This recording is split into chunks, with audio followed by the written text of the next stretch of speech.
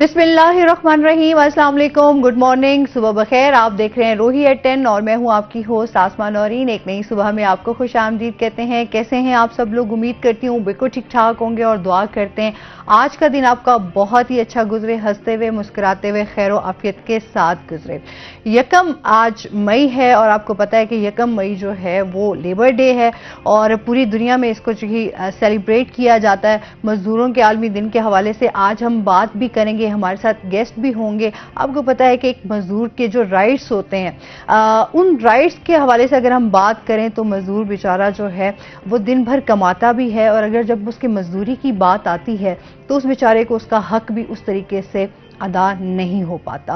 और हजूर पाक सल्लल्लाहु अलैहि वसल्लम का फरमान भी यही है कि जो मजदूर मजदूरी करे उसके पसीना खुश्क होने से पहले उसकी मजदूरी जो है वो उसको अदा कर दी जाए।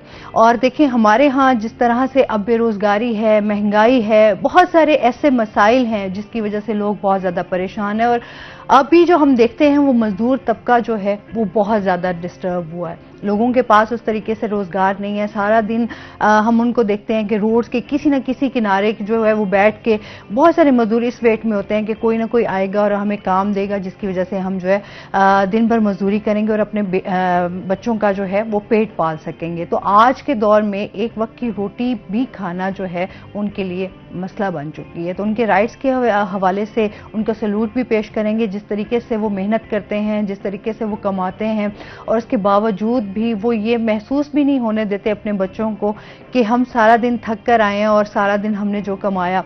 तो इस हवाले से जो है हम उनसे राइट्स पे भी बात करेंगे, उनकी तमाम चीज़ों को डिस्कस करेंगे। और इसके साथ ही आपको पता है कि आज थोड़ा सा आवाम को रिलीफ भी मिला है। पेट्रोल सस्ता हो गया है जनाब, तो 5 रुपये कुछ पैसे जो है पेट्रोल सस्ता हुआ है, डीजल में भी कमी आई है। और इसके साथ ही अभी जो हमारे साथ गेस्ट मौजूद हैं उनका तारुफ भी करवा देती हूँ। आज हमारे साथ मौजूद हैं जी शाहिद रजा सदीकी साहब, हमारे साथ मौजूद हैं जो कि सियासी रहनुमा है पाकिस्तान पीपल्स पार्टी से। अस्सलाम वालेकुम, कैसे हैं आप? ठीक ठाक हैं जी, वेलकम करते हैं अपने शो में आपको। सर आज जैसे जो है मैं बात कर रही थी मजदूरों का आलमी दिन है, तो उस हवाले से आप क्या कहना चाहेंगे? जी सबसे पहले तो वाकई कि आज हमें मजदूरों को खराज अकीदत पेश करना चाहिए क्योंकि इस महंगाई के दौर में वो जिस तरीके से अपने आप को मैनेज करते हैं, मेरे ख्याल में खुदा ताला की तरफ से कोई उनकी मदद ही है कि जो वो ये कर रहे हैं। वरना जो हालात हैं वो हालात ऐसे नहीं हैं कि भाई जो वो अपने आप को मैनेज कर सके। तो अल्हम्दुलिल्लाह फिर भी वो बेचारे कहीं ना कहीं किसी चौराहे पे बैठ के अपने बच्चों की हक हलाल की रोजी कमा रहे हैं। बिल्कुल ऐसे ही। और इनको इनके लिए जितना इनको अप्रिशिएट किया जाए कम है मेरा ख्याल में। और मैं अपनी गवर्नमेंट से उम्मीद करता हूँ कि पहले भी पीपल पार्टी हमेशा मजदूरों के लिए और ये सरकारी मुलाजमीन के लिए हमेशा काम करती रही है और अब भी इंशाल्लाह उनकी कोशिश है कि सरकारी मुलाजमीन की भी और मजदूर की भी कम से कम इतनी आमदन हो कि भाई वो कम से कम अपने घर के किचन का खर्चा बाइज्जत तरीके से अपने बच्चों के लिए चला सके। बिल्कुल ऐसे ही है। और वो ही बात है ना कि अभी जिस तरह पीपल्स पार्टी हम जनूबी पंजाब की बात करते हैं तो गिलानी खानदान यहाँ से है, तो हमेशा हमने देखा कि वो लोगों के मसाइलों को हल करने में जो है वो लगे रहते हैं, कोशिश में रहते हैं। आप क्या कहना चाहेंगे, पार्टी किस तरह से एक्टिविटीज़ कर रही है? जी वो पहले की इतना इंशाल्लाह उससे बढ़ के अब हमारी कोशिश है कि पहले भी मुल्तान में भी और जनूबी पंजाब में भी पीपल पार्टी ने सैयद यूसुफ रज़ा गिलानी साहब ने बहुत अच्छा काम किया था अपने वज़ीर आज़म के दौर में। और सबके सामने ही है ये मुल्तान के जितने भी प्रोजेक्ट हैं। आप मेरे ख्याल में आज तक किसी भी गवर्नमेंट पाकिस्तान बनने से लेके आज तक किसी गवर्नमेंट के दौर में ऐसे काम नहीं हुए, तरक्याती काम, जो सैयद यूसुफ रज़ा गिलानी साहब ने अपनी खिदमात पेश की और अपने वज़ीर आज़म के दौर में उन्होंने अल्हम्दुलिल्लाह मुल्तान के लिए भी और पूरे जनूबी पंजाब के लिए भी एक अच्छा स्टेप उठाया और अल्हम्दुलिल्लाह मुल्तान के लोग मुस्तफीद हो रहे हैं। सर अभी क्योंकि NA 148 की हम बात करें तो इस टाइम जो है इलेक्शन के हवाले से कैंपेन भी जारी है और इसके साथ अली कासिम जो है वो बड़े एक्टिव नजर आ रहे हैं, क्या कहेंगे इस मुहिम? अल्हम्दुलिल्लाह जी के देखें इस टाइम नौजवान नस्ल के लिए, नौजवान क़यादत के लिए ज़रूरी है हमें, तो वो बेहतरीन बासलाहियत नौजवान है सैयद अली कासिम गिलानी, और मेरा ख्याल में बहुत ही अनथक कोशिश कर रहे हैं और इंशाल्लाह उनका जो मिशन है कि मुल्तान के नौजवान लोगों के लिए और जनूबी पंजाब के लोगों के लिए, जो पहले लोग बाहर जाते थे इस्लामाबाद या लाहौर, उनको धक्के खाने पड़ते थे, या कराची, तो अब वो चाह रहे हैं कि ऐसे प्रोजेक्ट लेके आए जिसमें एक IT पार्क भी है, और ताकि बच्चों को कहीं इस्लामाबाद या लाहौर या कराची ना जाना पड़े, उनके सारे मसाइल यहीं हल है, क्योंकि जदीद टेक्नोलॉजी का दौर है और वो अपनी इस हिसाब से मेरा ख्याल में नौजवान की आदत है, और अपना वो आने वाली हमारी जो नौजवान नस्लें हैं उनके लिए कुछ करना चाहते हैं और उनमें ये जज्बा है, और इंशाल्लाह वो अपने वादे पूरे करेंगे। और गिलानी ख़ानदान ने पहले भी जितने वादे किए हैं अल्हम्दुलिल्लाह पूरे किए हैं, और अब भी इंशाल्लाह हम पूरी उम्मीद है कि वो अपनी तरफ से जितनी कोशिश हो सकेगी नौजवानों के लिए, वो खास तौर इस टाइम उनका टारगेट नौजवान है, तो वो उनके लिए ज़रूर। अच्छा, हल्के के हवाले से हम देखें तो हल्कों के मसाइल हैं, अभी तक रोड्स मुकम्मल नहीं हैं, कहीं सीवरेज का, कहीं आप बिजली का देख लें, बहुत सारे ऐसे मसले हैं जो छोटे छोटे मैं कहती हूँ अवाम चाह रही होती है कि हम जिसको वोट दें तो वो हमारे मसलों को भी सुने, बैठकर हमारे साथ मसलों को हल करने में हमारी मदद भी करे, लेकिन हम जब देखते हैं मसाइलों की तरफ तो वो तो वहीं के वहीं खड़े हैं। इस पे बात करते हैं, कॉलर है हमारे साथ। अस्सलाम वालेकुम। जी अस्सलाम वालेकुम। वालेकुम अस्सलाम। अशफाक कर रहा हूँ मुजफ्फरगढ़ से, कैसी हैं आप बेटा? जी अल्हम्दुलिल्लाह बिल्कुल ठीक ठाक, अल्लाह का करम, आप बताएं। रोही चैनल को मैं सलाम पेश करता हूँ, माशाल्लाह अच्छे इकदाम आप कर रहे हैं। आज खासतौर पर जो मौजू आपने लिया मजदूरों के लिए बहुत अच्छा मौजू है। अर्ज ये करना थी कि मजदूरों का सिर्फ ये एक मौजू लेकर TV पर बात करना और फिर एक सेमिनार तैयार बनाना और उसमें कुछ लोग आकर तकरीर वगैरह कर चले जाते हैं, शाम तक मामला तबाह। तो मेरा मकसद ये था अर्ज करने का कि मजदूर के लिए कोई हतमी इंतजाम किए जाए, इकदाम किए जाए, ताकि वो जो मजदूर हमारे सड़कों पर बेचारे अपने रिज़्क़ हलाल की तलाश में मारे फिरते हैं, उनको बाकायदा रजिस्टर्ड किया जाए, रजिस्टर्ड करके उनके जो है ना उनके कॉल नंबर लिए जाए, फोन नंबर, फिर उसके बाद उनको बुला कर जहाँ पर भी रोजगार हो तो उनको बुलाकर उनको कहा जाए कि आप फला जगह पर पहुंचे। इस तरह के कोई इक़दाम हो हुकूमत की तरफ से तो वो बेहतर रहेगा। हमारा मकसद सिर्फ ये नहीं होना चाहिए कि मजदूरों के लिए, आज मैं देख रहा हूँ टेलीविजन पर भी और मैं यहाँ अपने डिस्ट्रिक्ट मुजफ्फरगढ़ में भी देख रहा हूँ, एक सेमिनार होगा, उसमें जनाब दावतें चलेगी, खाने वाले वो होंगे, बेहतरीन खाना दिया जाएगा और कुछ फन खिताबत के लोग अपने फन खिताबत का मुजाहरा कर चले जाएंगे, मजदूर बेचारा वही मजदूर है। जबकि मैं नौरीन बेटा आपको बता दूं कि मजदूर की इज्जत और तौकीर तो रसूलुल्लाह सल्लल्लाहु अलैहि वसल्लम ने बताई हमें। एक मौका पर आप तशरीफ फरमा थे, कुछ लोग आपसे मुसाफा कर रहे थे, आज मैं आपको मजदूर की अजमत के बारे में बता रहा हूँ। मुसाफा करते हुए एक सहाबी आए जिन्होंने मुसाफा किया, उनके जब हाथ रसूलुल्लाह के हाथों में आए तो आपके हाथ तो गुलाब के फूलों से भी नरम है, तो आपने उस सख्त हाथ जो थे तो आपने उससे फरमाया कि आप क्या काम करते हो? उसने अर्ज की, या रसूलल्लाह मैं मैमार हूँ, घर बनाता हूँ और पत्थर तोड़ कर मैं जो है ना काम करता हूँ। तो या रसूलल्लाह मेरे हाथ सख्त थे, आपको सख्ती महसूस हुई, इसके लिए मैं मुआज़ खाऊं, दूर से आपको सलाम कर लिया करूंगा, कभी आपके करीब आकर आपको ईज़ा नहीं दूंगा। आप मुस्कुराए और आपकी गिरफ्त उनके हाथों में और भी सख्त हो गई, तो आपने इरशाद फरमाया और दोनों हाथों को आपने ऊपर लेकर हाथ चूम लिए। मुस्तनद रिवायत है कि तुम्हारे हाथ अपने बच्चों के लिए तुम रिज़्क़ हलाल कमाते इस काबिल है कि सरवर कायनात उनको बोसा दे रहे हैं, और हम आज मजदूर की क्या कदर करते हैं? बिल्कुल ऐसे ही है। हम क्या उसे तौकीर देते हैं, क्या उसे हम हिकारत की नजर से देखते हैं, हम उसके कोई हकूक का ख्याल नहीं करते। सिर्फ हम जो है ना अपना टेलीविजन पर और अपना प्रोग्राम कर उनमें बड़े बड़े खाने बनाकर और ऐसे लोगों को खिला देते हैं जो पहले मजदूर का हाथ खा चुके होते हैं, और फिर ये खत्म हो जाता है। इसको जो है ना हकीकी और जो है ना अमली जामा पहनाना चाहिए नौरीन बेटा। बिल्कुल ऐसे तो मेरी बहुत तो अच्छी आपने बात की आप सबसे कि इस बारे में आप बैठे हुए हमारे भाई, इनको भी चाहिए कि ये कोई अपना इज़हार ख्याल करे।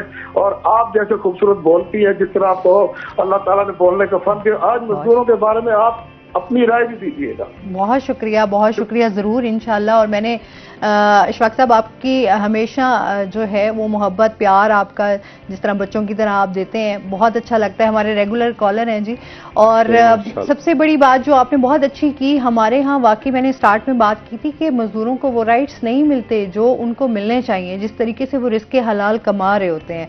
और हम तो जिस तरह से हम बात करते हैं ना कि हमारे यहाँ बदकिस्मती है कि हमारे तो एक आम बंदे को उसके राइट्स नहीं मिलते सर, तो मजदूर बेचारा तो है वो तो दूर की बात है। और यहाँ तो बहुत सारे ऐसे इलाके भी हैं जहाँ पर मजदूरों से मजदूरी करवा ली जाती है और उसके बाद जो है उसकी उजरत भी उनको नहीं दी जाती, और इतना उन बेचारों को तंग किया जाता है कि उनका जीना भी जो है वो लोग हराम कर देते हैं। मतलब यहाँ तक भी मैंने लोगों को देखा है। ऐसा है शाहिद साहब, आप क्या कहेंगे इस बारे में? मेरे ख्याल में तो देखें जी, ये तो हम मुसलमान मुल्क में पैदा हुए हैं और अल्हम्दुलिल्लाह मुसलमान हैं, तो मेरा ख्याल में हम मुसलमानों को खुद सोचना चाहिए, अपर क्लास को सोचना चाहिए कि हमारे आसपास चाहे वो हमारे रिश्तेदार हैं, चाहे कोई भी है या कोई हमसाया है, तो हमें उनका वैसे भी ख्याल रखना चाहिए। ज़रूरी नहीं कि उनसे मजदूरी करा के, वैसे भी उनका ख्याल रखना चाहिए कि हम हस्बे साहिब तौफीक हैं तो हमें उनका ख्याल रखना चाहिए। और ये हमारे रसूल सल्लल्लाहु अलैहि वसल्लम का हमारे पास पैगाम आया हुआ है, खुदा तआला की तरफ से वो उन्होंने पैगाम दिया है। तो एज ए मुसलमान हमें ये इन चीज़ों पे तवज्जो देनी चाहिए। देखें, अगर किसी का हक खाएंगे तो मेरा ख्याल में आज नहीं कल हमने खुदा के यहाँ जवाबदेह होना है। और अच्छा शाहिद साहब, अब पहले होता था कि आपको जो है कहते थे कि अच्छा जी आखिरत में देखा जाएगा जब अल्लाह के सामने पेश होंगे। तो अभी ये होता है कि दुनिया मकाफाती अमल है, आप जैसा करेंगे वैसा भरेंगे। अगर आज अगर आप किसी का हक खाएंगे या आप किसी के साथ ना हक ज्यादती करेंगे तो आपको इसका बदला इसी ही जिंदगी में आपको मिल जाएगा। और आप देखेंगे कि आपको लोग जो है वो किस तरीके से जो है आप अपनी जिंदगी में चेंजिंग्स देखेंगे। तो ये होता हुआ दिखाई देता है। अब तो आप जो करें उसका फौरन आपको उसका जो है वो बदला मिल जाता है। इस पर मजीद भी बात करेंगे। नाज़रीन, अभी हमने जाना ब्रेक पे, हमारे साथ रहिएगा।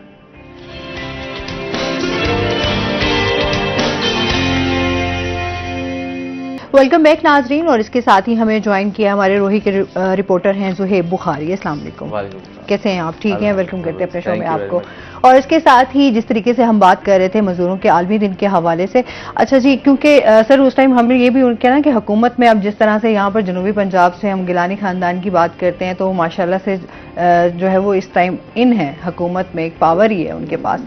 तो अभी उनको आपकी भी ये सजेशन होनी चाहिए, क्योंकि आप भी सियासी रहनुमा हैं, कि हमें सब मिलकर जो है इस हवाले से काम करना चाहिए कि मजदूरों को उनके राइट्स के हवाले से उनको राइट्स उनके मिलने चाहिए। लेकिन जी गिलानी साहब की शुरू से इन चीज़ों पे तवज्जो है, और हर दौर में देखें आप, पीपल पार्टी का जो भी दौर देखें तो वहाँ उस दौर में गरीबों के लिए कोई ना कोई स्कीमें बनाई गई हैं।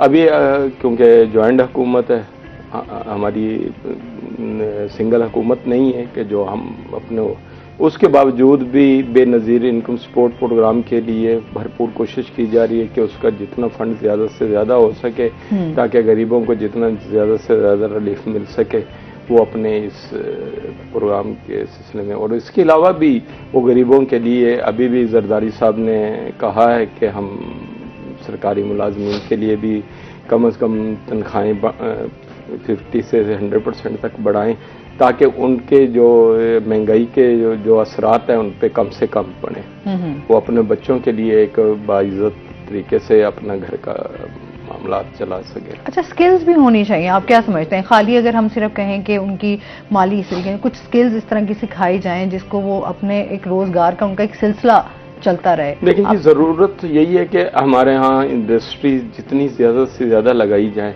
ताकि बेरोजगारी कम से कम हो। बिल्कुल। और इंशाल्लाह उम्मीद हम करते हैं कि हमारी गवर्नमेंट इंशाल्लाह ये इस पे तवज्जो देगी। और गिलानी साहब खुसूसन इन चीज़ों पे बहुत ज़्यादा तवज्जो देते हैं और मैं उम्मीद करता हूं कि वो अब सेनेट चेयरमैन हैं और अपने वो इस चीज़ का पहले भी वो हक अदा करते रहे हैं और अब भी वो हक अदा करेंगे इंशाल्लाह जी। अच्छा जी, इसके साथ ही ज़ोहिब से जानेंगे, इस टाइम NA 148 का हम बात कर लेते हैं, इलेक्शंस की वहां पर तैयारियां भी चल रही हैं और साथ साथ वोटर्स की भी बात करेंगे कि कितने वोटर्स जो हैं वो रजिस्टर्ड हैं। देखिए, बिस्मिल्लाहिर्रहमानिर्रहीम। और अब तो सिर्फ बहुत कम वक्त जो है वो रह गया, मेरे ख्याल में सिर्फ कपल ऑफ वीक्स जो है वो रह चुके हैं। NA 148 के जो ज़िमनी इंतखाब जो है वो होने जा रहे हैं और बज़ाहिर तो मैं इसको जो है वो यही कहूँगा कि वन साइडेड मैच जो है वो हमें देखने में आ रहा है, क्योंकि अब वहाँ पर कोई ऐसा कैंडिडेट रह नहीं गया जिसका जो है वो मुकाबला, जिसे आप समझें कि मुकाबला जो है वो हो सकता है। तो इस तनाजुर में अब क्योंकि अली कासिम गिलानी को पार्टी ने जो है वो टिकट भी जारी कर दिए और उनकी जानिब से कैंपेन का आगाज़ तो बहुत पहले से ही जो है वो कर दिया गया था। और मैं समझता हूँ कि गिलानी साहिबान के पास जितने भी हल्के हैं, तयाली मूसा है या वो सारा साल ही जो है वो अपनी कैंपेन जो है वो खुद ही करते रहते हैं, चाहे इलेक्शन है या नहीं है, वो हल्के में इन रहते हैं। और मैं कहता हूँ कि यही एक अच्छे पॉलिटिशियन की ये निशानी होती है, एक अच्छे पॉलिटिशियन की ये खूबी भी होती है और हल्के की आवाम भी यही डिमांड करती है कि हमारा जो अवामी नुमाइंदा है वो हमारे साथ बैठे और हमारे मसाइल को जो है वो, क्योंकि मसाइल से तो हर कोई भी वाकिफ होता है, और हमारे मसाइल को जो है वो सुने। तो जहाँ तक NA 148 की बात है, सारा देही, तकरीबन देही इलाका है और वहाँ पर हमेशा से जो है वो जो पॉलिटिक्स होती है वो ख़ानदानी बेस पे होती है। वहाँ पर जो वोटर होता है वो किसी पार्टी के साथ एफिलिएट, उसकी कोई ख़ास एफिलिएशन जो है वो नहीं होती। लेकिन इस इलेक्शन में हमें देखा कि उसमें पार्टी की एक ख़ास इन्वॉल्वमेंट जो है वो शामिल थी। उससे पहले यहाँ पर जो 10 साल गुज़िश्ता 10 साल यहाँ पर गिलानी साहिबान का कोई असर रसूख नहीं था, मतलब कि कोई गवर्नमेंट उनकी मौजूद नहीं थी। उससे पहले बोसन ग्रुप था, उसके बाद जो है वो फिर अहमद हुसैन डेहड़ साहब पाकिस्तान तहरीक इंसाफ से यहाँ पर मुंतखब होकर आए थे। तो अब करंट सिनेरियो में देखें तो हमेशा से यहाँ पर डेहड़ और बोसन ग्रुप का इलेक्शन होता था, गिलानी ग्रुप का यहाँ पर नाम नहीं होता था। लेकिन उसके बाद ये सारे मामलात, कंडीशंस, टर्म्स एंड कंडीशंस जो हैं वो चेंज हुई हैं और जो 8 फरवरी का इलेक्शन था उसमें हमें डेहड़ और गिलानी ग्रुप जो है वो हमें देखने में आया और फिर जिस तरह गिलानी साहब ने उसमें कामयाबी हासिल की है, खैर 109 वोटों से हासिल किया, लेकिन कहते हैं कि कामयाबी होती है। तो इस वक्त 4 लाख से ज़ायद रजिस्टर्ड वोटर्स मौजूद हैं जो कि इलेक्शन कमीशन की जानिब से जारी किए गए और उसमें से 2 लाख से ज़ाहिद मर्द हजरात हैं, वोटर्स हैं, और 2 लाख से ही ज़ाहिद जो है वो ख़वातीन वोटर्स मौजूद हैं। तो जिस तरह ये बड़ी हल्का है, उसी तरह यहाँ पर मसाइल भी बहुत है। जिस तरह गंदगी है, सीवरेज है, तालीम है, साफ पानी है, गैस, मतलब कि इस जदीद दौर में भी इन इलाकों में गैस की सहूलियात का ना होना ये एक बड़ा अलार्मिंग सिचुएशन है। वहाँ पर लोग लकड़ी का इस्तेमाल करते हैं, LPG भी अब बहुत महंगी जो है वो हो चुकी है। तो बहुत सारे ऐसे कलेक्टिव मसाइल जो हैं वो वहाँ पर मौजूद हैं जो कि मेरे ख्याल में अवामी नुमाइंदों के लिए किसी चैलेंज से कम नहीं है और हमेशा जो है वो वादे किए जाते हैं। लेकिन अब जिस तरह अली कासिम गिलानी अपनी कैंपेन का आगाज़ जो है वो किया हुआ है और उनकी जानिब से IT पार्क का एक नारा जो है वो लगाया गया है कि अली कासिम ने कहा कि वो IT पार्क मुल्तान में बनाने जा रहे हैं। तो मैं समझता हूँ कि जनूबी पंजाब की जो नौजवान तबका है उनके लिए किसी ब्लेसिंग से कम नहीं है IT पार्क का बनना। और हमारे यूनिवर्सिटीज़ में, कॉलेजेस में IT सेंटर्स तो मौजूद हैं, लेकिन वहाँ पर वो स्किल्स नहीं दी जाती, वो चीज़ें नहीं दी जाती। मैं बड़े वसूख से कह सकता हूँ कि अगर हम किसी भी गवर्नमेंट कॉलेज के IT सेंटर में जाएं तो वो खंडरात का मंजर जो है वो पेश कर रहे हैं। वहाँ पर जो सिस्टम्स मौजूद हैं वो नहीं चल रहे। तो IT सेंटर जहाँ पर बनेगा तो वहाँ पर आपकी बहुत सारे रोज़गार के मौके जो हैं वो पैदा होंगे। तो जब रोज़गार के मौके पैदा होंगे तो ये बेरोज़गारी का जो सिलसिला है ये ख़त्म हो सकता है। तो आई थिंक जब नौजवान और पढ़ा लिखा तबका असम्बलियों में जाएगा तो वो हल्के के नौजवानों के बारे में सोचेगा, ना कि ये सीवरेज, ये गलियां, ये चीज़ें बनती रहती हैं। तो अब देखें कि लोग जाते हैं गिलानी हाउस के, हमारे नौजवान जाते हैं कि सीवीज लेके कि हमारी नौकरी लगवा दें, कोई कुरैशी हाउस जाता है कि हमारी नौकरी लगवा दें। तो मैं समझता हूँ कि इस तरह के लीडर्स, इस तरह के नौजवान हल्के में आए, असम्बली में जाएँ जो कि नौजवानों को उनकी दहलीज पे नौकरियां दें, मतलब कि ऐसे मौके पैदा करें जो कि जिससे नौजवान जो है वो मुस्तफीद होना पड़े।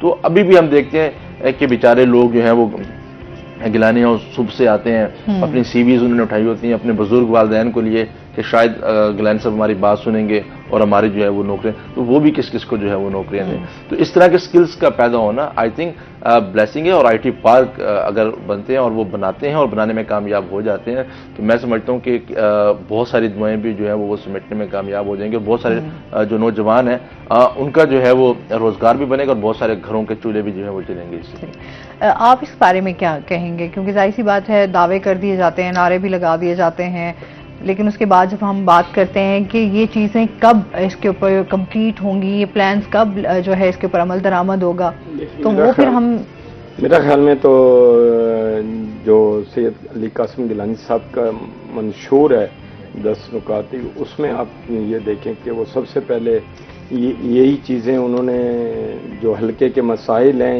या जनूबी पंजाब के जितने मसाइल हैं वो इस पे ही फोकस कर रहे हैं। और मेरा ख्याल में वो जैसे ही इंशाअल्लाह अल्लाह ताला से हम पर उम्मीद हैं कि वो, मैं तो अपनी तरफ से उनको एडवांस मुबारकबाद देना चाहूँगा कि वो इंशाअल्लाह इस इलेक्शन में विन करेंगे और इंशाअल्लाह बहुत भारी अक्सरियत से विन करेंगे। जिस तरीके नौजवान तबका उनके साथ इस टाइम चल रहा है तो मेरा ख्याल में वो बहुत जल्दी अपने इस मिशन में कामयाब होंगे और मेरा ख्याल में जैसे ही वो खुद मुंतखब होंगे और उसके बाद मेरे ख्याल में आमद दरामद शुरू कर देंगे। सही, चलें जी, वही बात है कि हम तो चाहते हैं कि हमारा जनूबी पंजाब जो है वो बहुत सारी महरूमियों का शिकार है, तो फिर जब हम लोग जब इतनी अब जब देखते हैं कि अच्छा कुरैशी ख़ानदान के बाद जो है वो गिलानी ख़ानदान जो है इस टाइम बहुत ज़्यादा इन है और फिर उनका जो है वो चारों बेटे भी सियासत में अब इंटर हैं, तो जाहिर सी बात है फिर उनको देखते हुए तब लोगों की तवक्कुआत जो हैं, उम्मीदें जो हैं वो बहुत ज़्यादा जुड़ गई हैं कि अब सूबे की बात भी होगी, यहाँ पर जो महरूमियाँ हैं उनको भी ख़त्म किया जाएगा, जो हमसे वादे किए गए हैं। जिस तरह से अभी हम बिजली के यूनिट की बात करें तो कहा गया कि जी यूनिट्स जो हैं वो फ्री किए जाएंगे, बहुत सारी ऐसी बातें थी, फिर बीच में आ गया कि सोलर सिस्टम पर भी जो है वो टैक्स आयद हो जाएंगे। तो इस तरह के आए दिन कहीं ना कहीं जो है एक बंदे के लिए जहाँ इतने सारे चैलेंजेस हैं, जहाँ इतने सारे मसाइल हैं, तो वहाँ लोगों के लिए सर्वाइव करना बड़ा मुश्किल हो गया शायद साहब।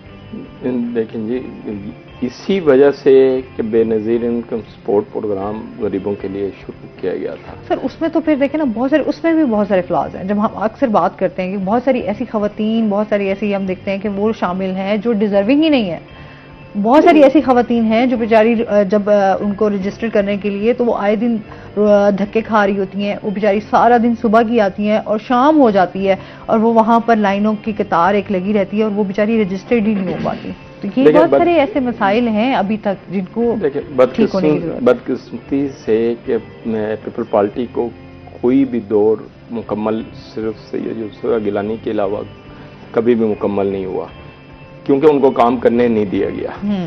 तो लाजमी बात है कि देखें कोई भी प्रोजेक्ट गवर्नमेंट बनाती है तो उसके लिए टाइम तो चाहिए होता है। अच्छा, वो जब अपना प्रोजेक्ट शुरू करती है 2-3 साल बाद उसकी गवर्नमेंट को ख़त्म कर दिया जाता है, वो प्रोजेक्ट बैक पे चले जाते हैं। वो जो जिस प्रोजेक्ट की अगर 1 अरब की लागत आनी होती है तो वो कहीं दूसरे जब दौर उनका आता है तो वो 5 अरब तक चला जाता है। उनको इन चीज़ों के मसाइल को हल करते करते ये चीज़ें वो होती हैं। यूसुफ गिलानी साहब ने मेरे ख्याल में देख लें आप, पिछले अपने दौर में जब वो वज़ीर आज़म थे उन्होंने ख़ास तौर से सरकारी मुलाजमीन के लिए बहुत काम किया। अच्छा, इससे डिनाई नहीं करते हम, अगर डेवलपमेंट की बात करें तो नो डाउट यहाँ पर हमारे फ्लाईओवर्स बने, बहुत सारे ऐसे तरक्याती काम हुए जिसकी वजह से हम गिलानी हमेशा यूसुफ रज़ा गिलानी साहब को अप्रिशिएट भी करते हैं और अभी भी उनसे यही तवक्को है कि वो आगे जो है वो इन चीज़ों को देखेंगे और जनूबी पंजाब की महरूमियों को ख़त्म करेंगे। इसमें बात करते हैं मजीद। नाज़रीन, अभी हमने जाना ब्रेक पे, हमारे साथ रहिएगा।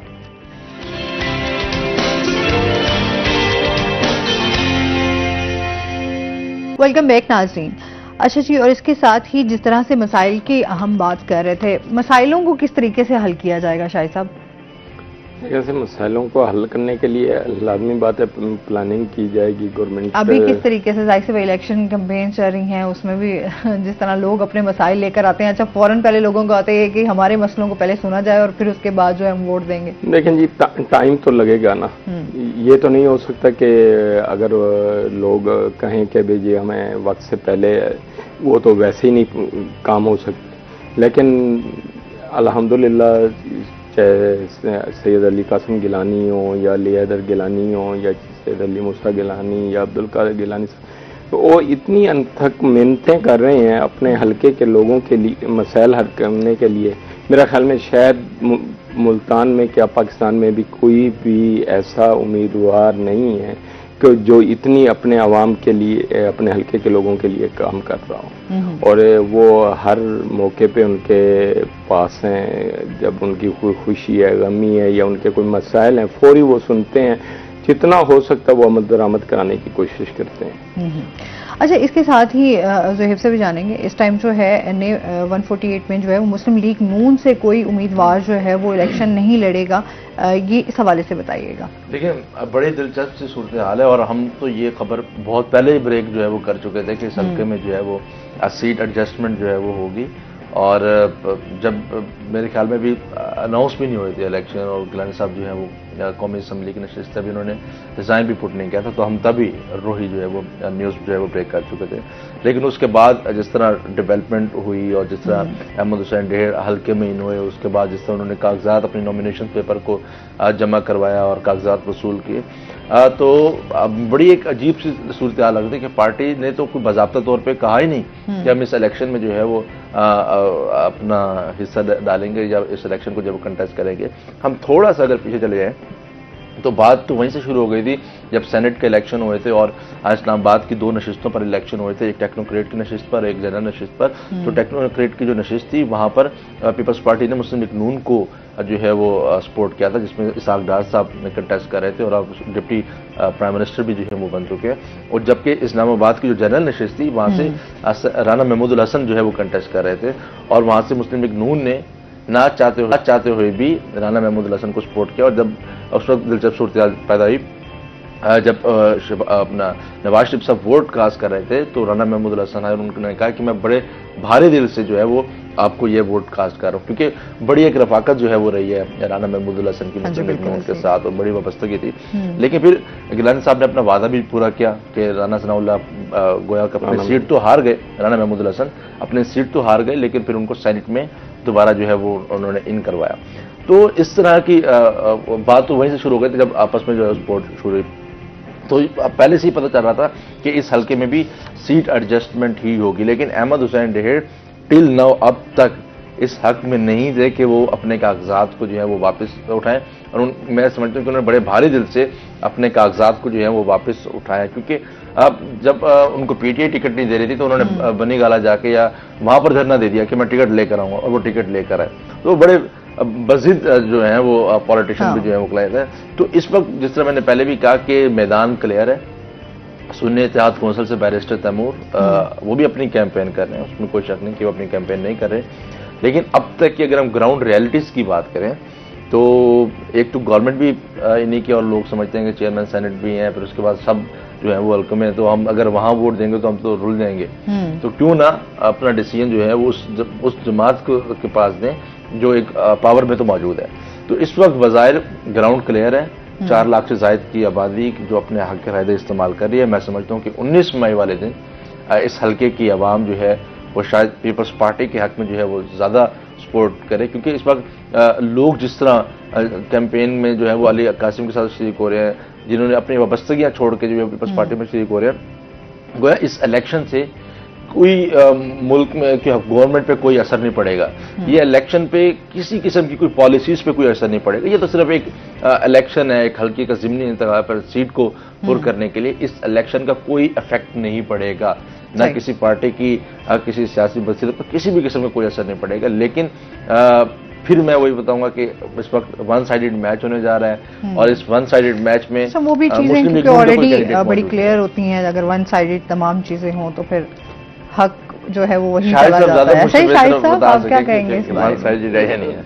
सबसे बड़ी जो चीज़ है ना कि मन जो इस हल्के का नौजवान है ना, वो अब अपनी नौजवान क़यादत को देख रहा है कि भाई हमारे लिए कौन सा उम्मीदवार सही है कि जो हमारे लिए कुछ काम कर सके।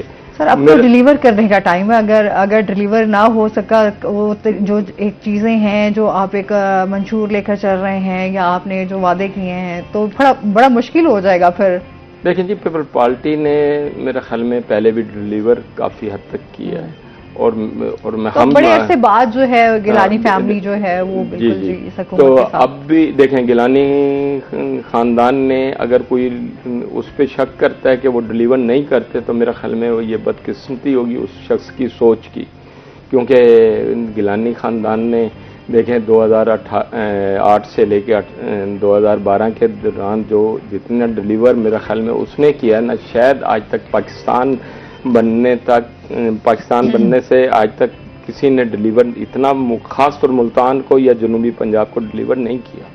तो अब अल्हम्दुलिल्लाह गिलानी खानदान ने उस वक्त भी डिलीवर किया है और अब भी डिलीवर करेंगे। अभी हम किसानों की हवाले से भी बात कर लें। इस टाइम जो सबसे मेन इशू है हमारा वो इस टाइम गंदम का चल रहा है। अच्छा, किसान बहुत ज़्यादा परेशान हैं और फिर जो गंदम का एक रेट लगाया गया, आपको पता है महंगाई है, किसान बड़ी मेहनत करता है, वही बात आ जाती है जिस तरह से वो अपनी एक मजदूरी जो है वो मुकम्मल करता है और जब उसका फसल जब पकती है और फिर कटती है तैयार होके, उसके बाद उसका होता है कि यार उसको उसका फल मिलेगा उसकी मेहनत का। लेकिन यहाँ तो बिल्कुल ही उल्टा सिस्टम है। इस टाइम जो हुकूमत के हालात हैं, गंदम है, किसान हैं, वो बेचारे बहुत ज़्यादा परेशान हैं।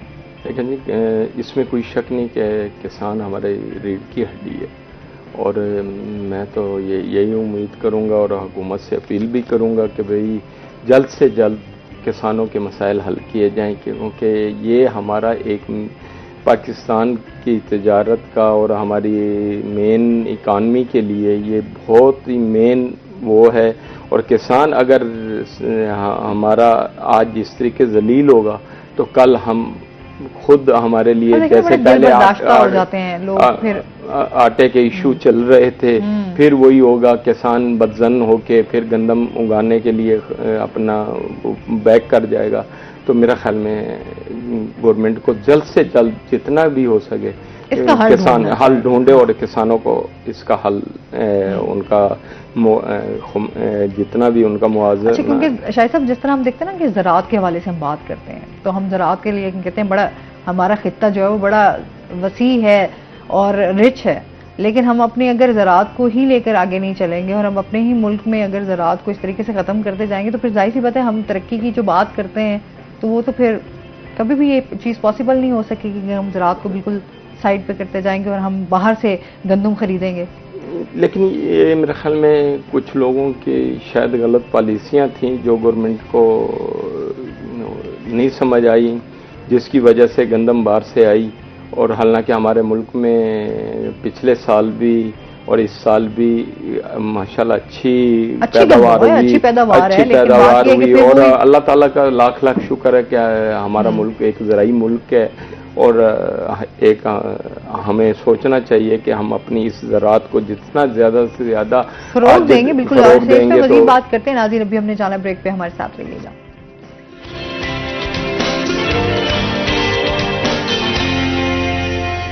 वेलकम बैक नाजरीन, और इसके साथ ही हमारे साथ कॉल पे हैं जी ईसा खेल के OSR हैं मुकर्रब खान। अस्सलाम वालेकुम।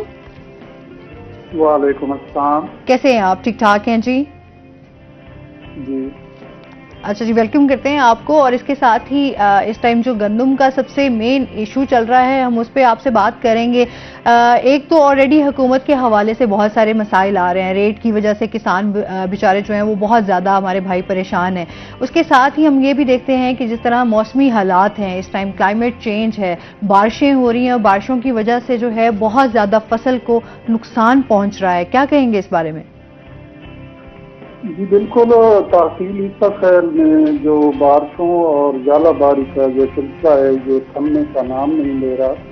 कल भी जहाँ तराज कमर निशानी और जो दीगर इलाके हैं वहाँ ज़ालाबारी हुई है, जिसकी वजह से जो फसलें हैं खास तौर पर जो गंदम की फसल है उसको बहुत ज़्यादा नुकसान पहुँचा है जी। जो फसलें जिनकी कटाई की जा चुकी है वो भी पानी में डूब गई हैं और जो खेत हैं उनमें पानी खड़ा है।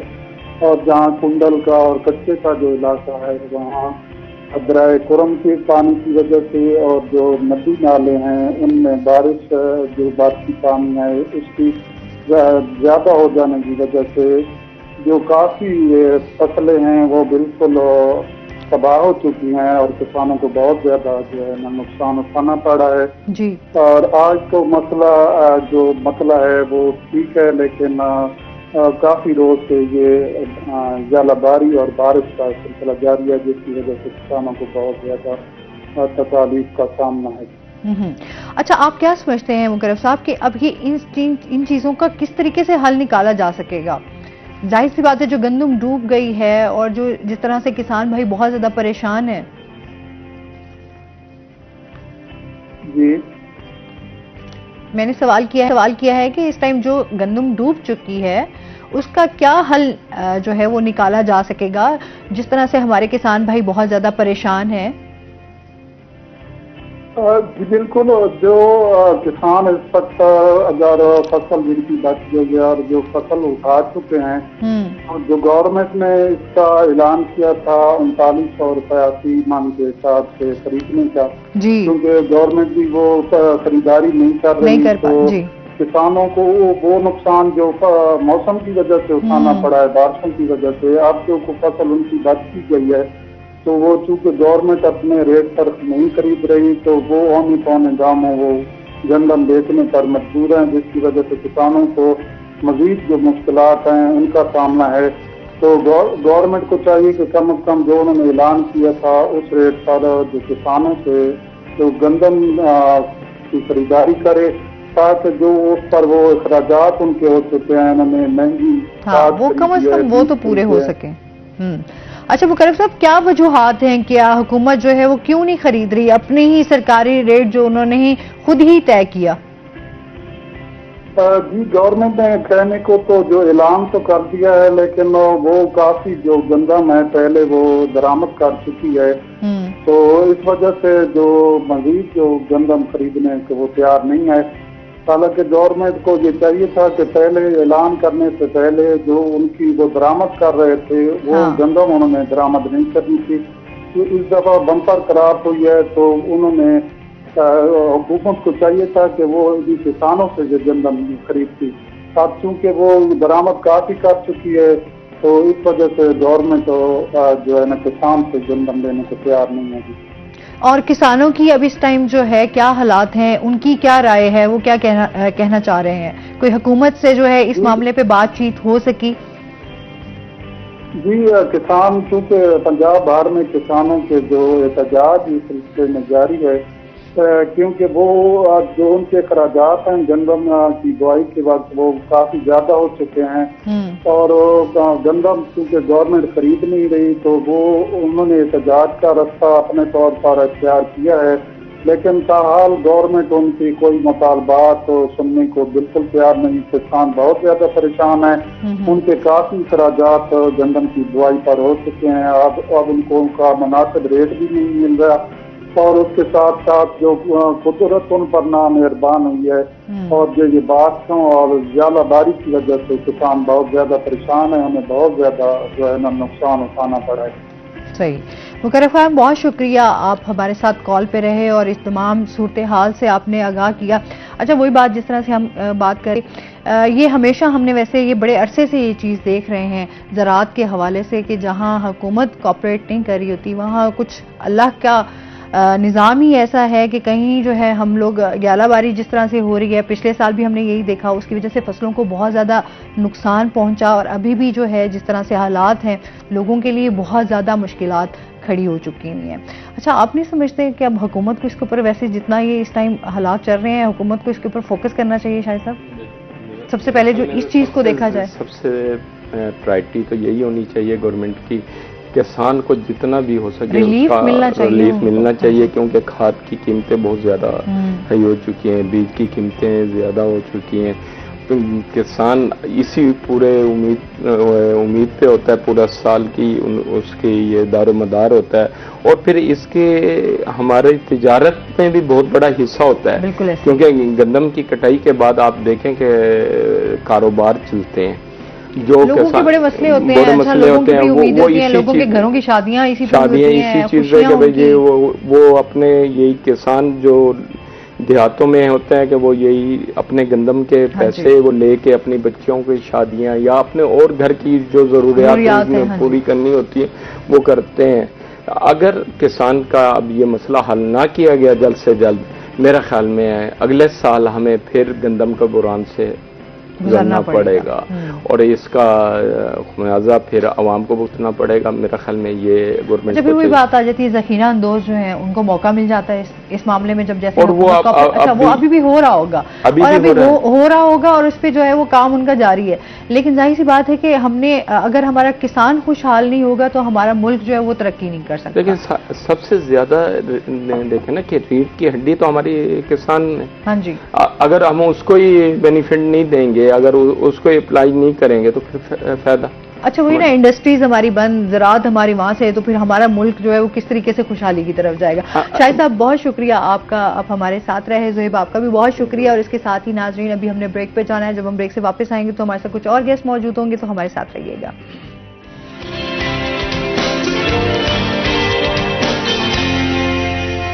वेलकम बैक नाजरीन। और इसके साथ ही हमारे साथ गेस्ट भी मौजूद हैं, उनका तारुफ करवा देती हूँ जी। हमारे साथ सबसे पहले आज जो गेस्ट मौजूद हैं वो हैं दिलावर अब्बास सिद्दीकी साहब, जो कि प्रेसिडेंट हैं साउथ पंजाब वर्कर्स फेडरेशन से। अस्सलाम वालेकुम, कैसे हैं आप? ठीक ठाक हैं? वेलकम कहते हैं अपने शो में आपको। और इसके साथ ही जो हमारी दूसरी गेस्ट हैं वो है जी एडवोकेट लुबना नदीम, आज हमारे साथ मौजूद हैं, जो कि वुमेन राइट्स एक्टिविस्ट हैं। अस्सलाम वालेकुम, कैसी हैं आप? ठीक ठाक हैं? आप बताइए कैसी हैं? अल्हम्दुलिल्लाह, वेलकम कहते हैं अपने शो में आप। बहुत शुक्रिया। अच्छा जी, और इसके साथ ही जिस तरह से आज 1 मई है तो हम सर से जो है मजदूरों के राइट्स के हवाले से बात करेंगे, जितने भी काम करने वाले लोग हैं, और उसके साथ ही जो है हम लुबना से भी जानेंगे जो खवातीन काम कर रही होती हैं, जो हमारी बहुत सारी ऐसी जो जिस तरह मजदूर काम कर रहे थे उसी तरीके से हमारी खवातीन भी मर्दों के शाना बशाना काम कर रही होती हैं, उनके क्या राइट्स हैं, इस टाइम खवातीन के तहफ़्फ़ुज़ के लिए क्या इक़दाम किए जा रहे हैं, हुकूमत जो है वो क्या इनिशिएटिव्स ले रही है, इस हवाले से जानेंगे। लेकिन उससे पहले चलते हैं अपने सेगमेंट की तरफ। टुडेज वेदर, हसन मलिक हमारे साथ मौजूद हैं। हसन से जानते हैं आज दिन भर मौसम कैसा रहेगा, क्या सूरत हाल है?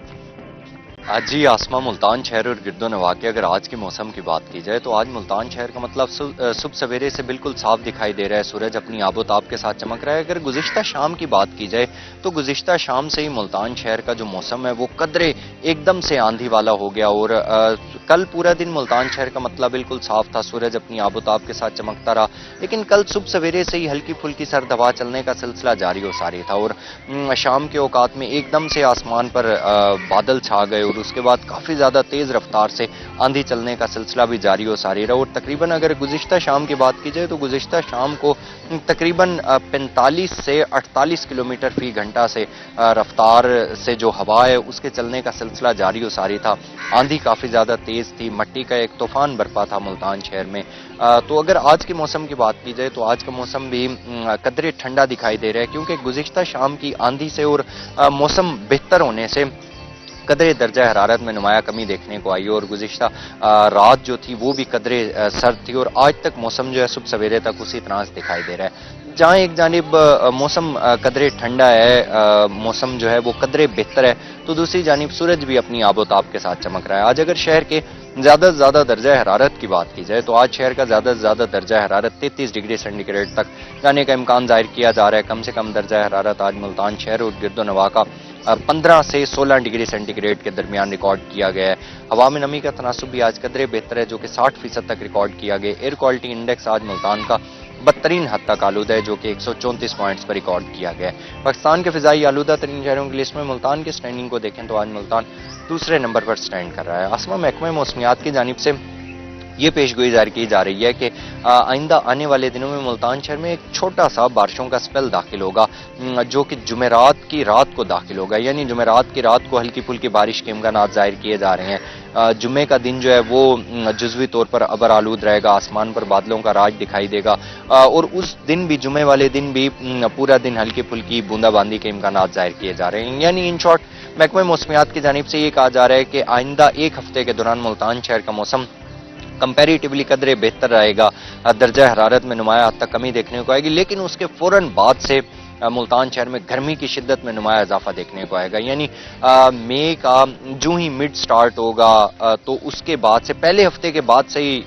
मई के गर्मी की शिद्दत में नुमाया इजाफा देखने को आएगा और ये कहा जा रहा है कि वेदर काफ़ी ज़्यादा एक्सट्रीम तक जाएगा। यानी हीट स्ट्रोक और हीट वेव के खदशात जाहिर किए जा रहे हैं और ये कहा जा रहा है कि पीक आवर्स में गर्मी की शिद्दत में नुमाया इजाफा देखने को आएगा। तो इसी के साथ ही तिब्बी माहिरीन की जानिब से भी शहरियों के लिए ये हिदायत जारी की गई हैं। पहले ही शहरियों को बार बार ये हिदायत जारी की जा रही हैं कि शहरी अपना ख्याल खुद रखें, शहरी पीक आवर्स में घरों से बाहर निकलने से गुरेज करें और निकलें भी सही तो अपने सरों को जरूर ढांप कर निकलें, क्योंकि उधेड़ उम्र के लोग और बच्चों को हीट स्ट्रोक जो है वो काफी ज्यादा इफेक्ट करती है। पानी का इस्तेमाल बढ़ाने की हिदायत जारी की जा रही है। तो आइंदा 24 घंटों के हवाले से अगर बात की जाए तो आसमा आइंदा 24 घंटों के दौरान मुल्तान शहर का मतलब बिल्कुल साफ रहने के इम्कान जाहिर किए जा रहे हैं। हल्की फुल्की हवा इसी तरह से चलती रहेगी और आइंदा 24 घंटों के दौरान मुल्तान शहर का मौसम जो है वो खुश्क रहने के इम्कान जाहिर किए जा रहे हैं। जी बहुत शुक्रिया हसन मलिक आपका। और जिस तरह से वेदर बता रहे थे हमारे यहाँ, तो मैं अभी हम ब्रेक में भी यही बात कर रहे थे जब वेदर चल रहा था कि हमारे यहाँ तो आंधी जब चलती है तो उसके बाद सुबह घरों का नक्शा ही चेंज होता है लेकिन जाहिर सी बात है मौसम प्लेजेंट है, लेकिन उसके साथ जिस तरह से हम पहले भी बात कर रहे थे कि लोग इस टाइम जो सबसे ज़्यादा हमारा आता है बारिशों की वजह से वो हमारी फसलों को नुकसान पहुँच रहा है और उसके साथ जो है हमारे किसान भाई बहुत ज़्यादा परेशान है। अल्लाह ताला हम सबके लिए आसानियाँ करे जी। और इसके साथ ही सर 1 मई के हवाले से आप क्या कहना चाहेंगे, इस डे के हवाले से, लेबर डे के हवाले से? सबसे पहले तो मैं आपका और ख़ुसूसी तौर पर रोही चैनल का मशकूर हूँ कि आज चूँकि मज़दूरों का आलमी दिन है और इस हवाले से आपने गुफ्तगू के लिए हमें बुलाया है, इसका मैं आपका शुक्रिया अदा करता हूँ। गुजारिश ये है कि 1886 में जब शिकागो के मज़दूरों ने एक प्रोटेस्ट के दौरान अपनी कुर्बानी पेश की और अपनी जानों के नजराने पेश किए, बड़ी पीसफुल उनकी स्ट्राइक चल रही थी औकात कार के हवाले से, क्योंकि वहाँ पर उस वक़्त 12 से 15 घंटे ड्यूटी ली जा रही थी और तनख्वाहों का उनका मसला था। तो बड़ी पीसफुल रैली के बावजूद वहाँ की पुलिस ने उन पर फायरिंग की।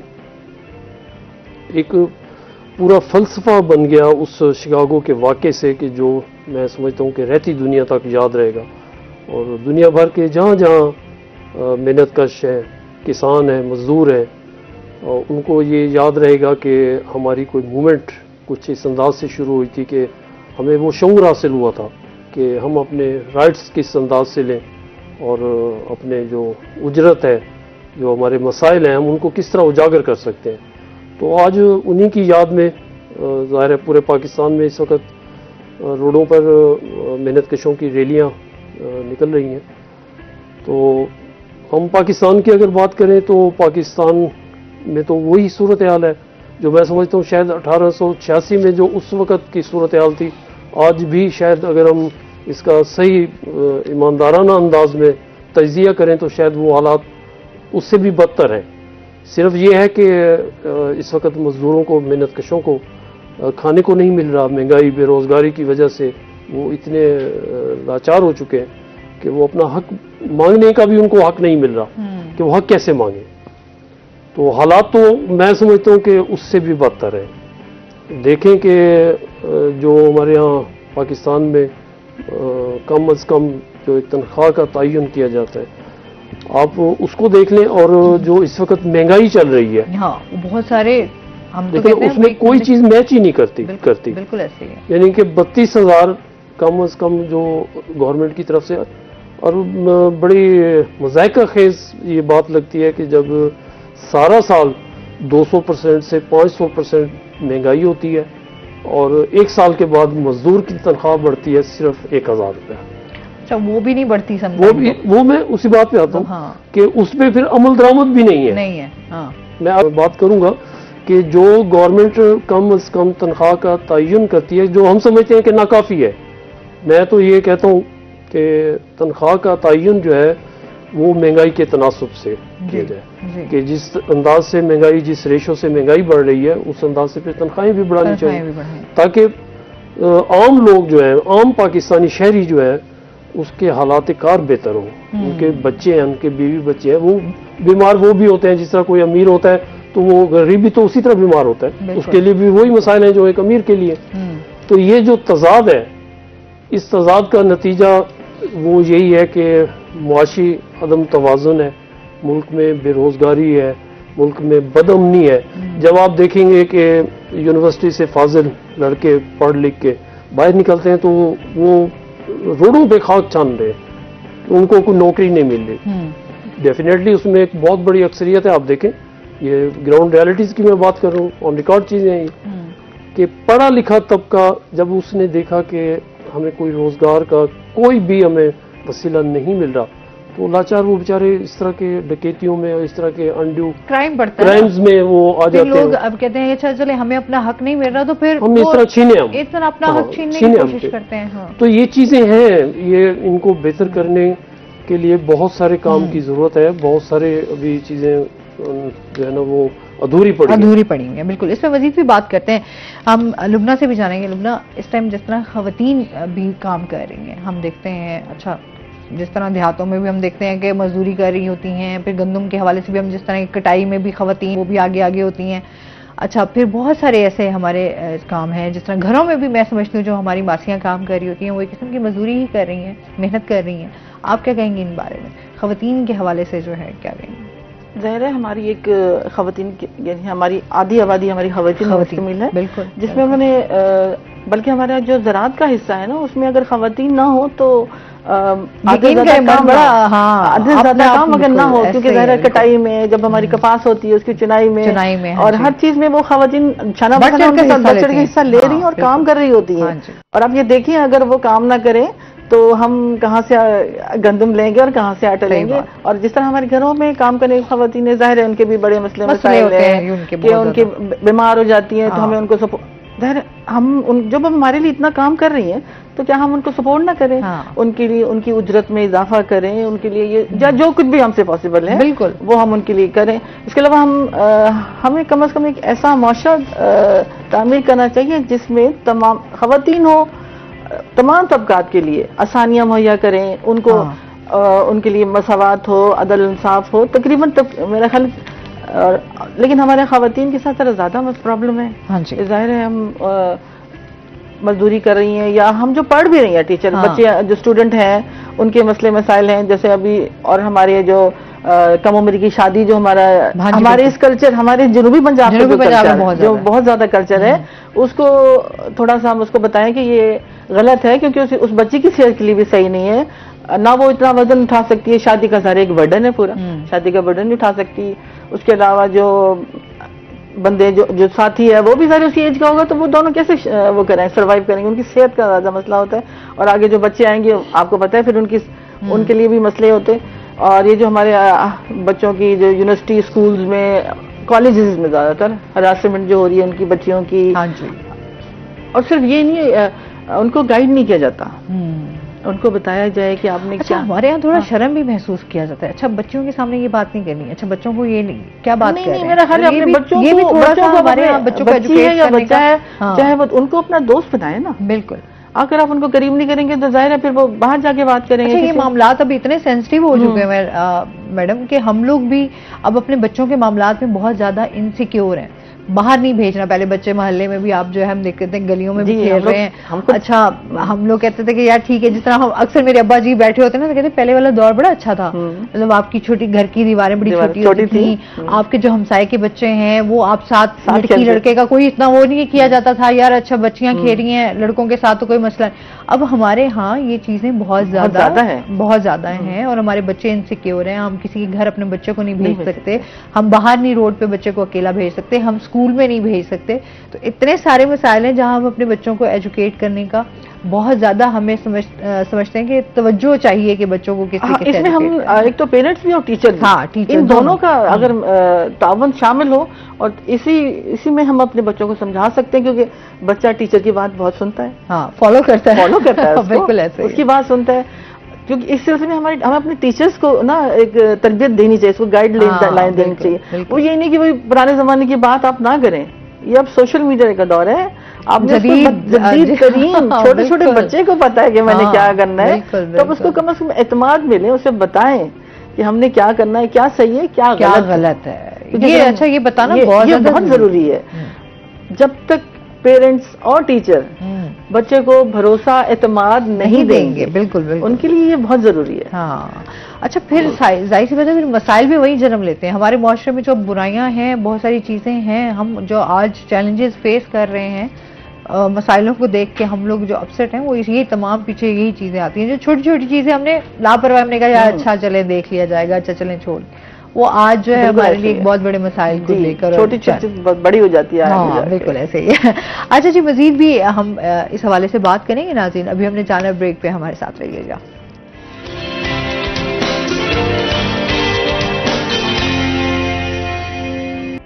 वेलकम बैक नाज़रीन। अच्छा, हमारे यहाँ बड़ी बदकिस्मती है कि जो लोग हमारे लिए ही काम कर रहे होते हैं या जिनकी मेहनत की वजह से हम इस मुआशरे में, हम जैसे मजदूरों के बहुत सारे हमारे मसाइल जो हैं वो समझते हैं कि ये बेचारे मजदूर अपनी मेहनत से जो है वो हमारे हल कर रहे होते हैं। अच्छा, फिर वहीं देखते हैं कि मजदूरों का जो है वो कत्लेआम कर दिया जाता है, उनको तशद्दुद का निशाना भी बनाया जाता है, उनकी उजरत भी उनको नहीं मिलती, मतलब वो अपने राइट्स उनके होने के बावजूद भी उनको राइट्स जो हैं उसको नहीं मिल रहे होते हैं। अच्छा, फिर वो इंसाफ वाली भी बात आ जाती है बहुत सारी, फिर इसको डिस्कस करते हैं, फिर आगे उसको लेकर चलते हैं। क्या कहेंगे इस बारे में? देखिए, जो इस्तेसाली तबकात हैं, मैं समझता हूँ कि वो तो खैर जब से ये दुनिया बनी है, इस दुनिया का वजूद हुआ है, तब से लेकर आज तक, बल्कि क़यामत तक ये सिलसिला जारी रहेगा कि दुनिया में सिर्फ दो ही तबके हैं, एक जालिम और एक मजलूम। उस जालिम की डेफिनेशन आप हर अंदाज से आप ले सकती हैं। मजलूम वही है जो कमतर है, जिसके पास ताकत नहीं है या जिसके पास वसाइल नहीं है, वो कमज़ोर तबका समझा जाता है। तो बदकिस्मती से हमारे मेहनतकश तबकात जो है वो भी इसी रविश का शिकार है कि जब चाह फैक्ट्री मालिक ने कान से पकड़ा और बाहर निकाल दिया। कोई जॉब सिक्योरिटी नहीं है, कोई सोशल सिक्योरिटी के उनके पास राइट्स नहीं है। सेहत के कितने मसाइल हो जाते हैं। अच्छा, इसी तरह आप भट्ठों पे देखें कि आज 1 मई है, मजदूरों की ही ये आज छुट्टी का दिन है कि वो आए और अपने अंदाज से छुट्टियां बाकी सारे मना रहे होते हैं। छुट्टियां बाकी सब मना रहे हैं और मजदूर जो है वो आज भी काम पर है। आज भी आप जाएं फैक्ट्रियों में, हाँ जी, वो काम कर रहे हैं, प्राइवेट सेक्टर में। गुजारा भी तो नहीं है ना जी, गुजारा नहीं है। मतलब कि हमें देखिए, गुजारा इसी बात का रोना है कि हमें इस काबिल रखा ही नहीं गया कि हम अपने हक की बात कर सकें। अब वो अगर छुट्टी करें तो डेफिनेटली उनका जो एक सिस्टम है वो सारा बंद होता है। बंद होगा तो जाहिर है जो सेठ है या जो सरमायादार है वो कभी अपना नुकसान नहीं चाहेगा। हालांकि साल में एक दिन आता है ना, सिर्फ एक दिन ही है ना। हाँ, अगर एक दिन छुट्टी दे दी जाएगी, उनको रेस्ट दे दिया जाएगा, तो उसमें कोई ऐसी बात नहीं है। मगर चूंकि जो सरमायादार तबकात हैं वो अपना एक पैसे का नुकसान भी बर्दाश्त नहीं करते, बावजूद इसके कि वो उसका वर्कर जितना मर्जी बीमार हो, उसके वर्कर को जितने मर्जी मसाइल दरपेश हो, उसके लिए ना कोई छुट्टी का बंदोबस्त है, ना उसके लिए कोई सेहत का बंदोबस्त है, ना उसके बच्चों की तालीम और सेहत का कोई उसका। लोग इस चीज को फिर रहते हैं कि अगर कोई अपनी सही मसाइल भी बता दे या मजबूरी भी बता दे तो उसकी मजबूरी को सुना नहीं जाता, उल्टा उसको धमकी देकर उसको नौकरी से निकालने की या फिर किसी मारने की, मतलब कुछ भी इस तरीके का उसको बेचारे को जो है वो बिल्कुल मेंटली तौर पे जो है वो टॉर्चर किया जाता है, जिसकी वजह से वो बिल्कुल अच्छा, रह जाता है कि वो क्या बात करे। आप खवातीन वर्कर्स की अभी बात कर रही थी मैडम कि हमारे यही मुल्तान में आप देखें कि कुमार मंडी चौक है जो जी, यहाँ से डेली कभी इत्तेफाक हो आपको तो यहाँ से कई बसें गुजरती हैं, बहुत बड़ी तादाद में बसें गुजरती हैं, जिनमें बुजुर्ग खवातीन, नौजवान बच्चियाँ और कम सिन बच्चे जो इंडस्ट्रियल स्टेट की तरफ जो जाते हैं, वहाँ पे प्राइवेट सेक्टर की जो फैक्ट्रियाँ बनी हुई हैं वहाँ पर वो बेचारी सारा दिन काम करती हैं। और आप इमेजिन करें कि उनको दिहाड़ी 300 या 400 भी बहुत मुश्किल से उनकी मिलती है, बहुत मुश्किल से उनको मिलती है। बिल्कुल बिल्कुल। तो मुझे बताएं कि वो हमारे इंतज़ामी इदारे, हुकूमती मशीनरी वो कहाँ है? क्या उनको मालूम नहीं है? सब कुछ मालूम है, कानून भी है। यहाँ हमारे मुल्क में कवानीन के तो अंबार लगे हुए हैं। मैं कहती हूँ बहुत कवानीन है, बहुत कानून है, इतने कानून है। अच्छा, वो है सिर्फ बेचारे गरीबों के लिए, पहली बात है गरीबों के लिए, है गरीबों के लिए। दूसरी बात ये देखें कि अभी कोर्ट्स की बात हो रही थी कि किसी वर्कर को गैर कानूनी तौर पर किसी इदारे से, गवर्नमेंट के या प्राइवेट सेक्टर के इदारे से निकाला जाता है, हाँ जी, अब यहाँ पर अदलिया का भी जो लेबर कोर्ट्स बनी हुई है, अपीलेट कोर्ट्स बनी हुई है, उनका किरदार देखें कि एक बंदा बेरोजगार हो गया है, उसके बच्चे जो है वो भूखों मर रहे हैं, उसका केस चल रहा है, साल साल केस चलता रहेगा, कोई उसका फैसला नहीं होगा, आज पेशी लग रही है, कल पेशी लग रही है, यानी इंसाफ में ताखीर जो है उसका रिजल्ट क्या निकलेगा आफ्टर ऑल?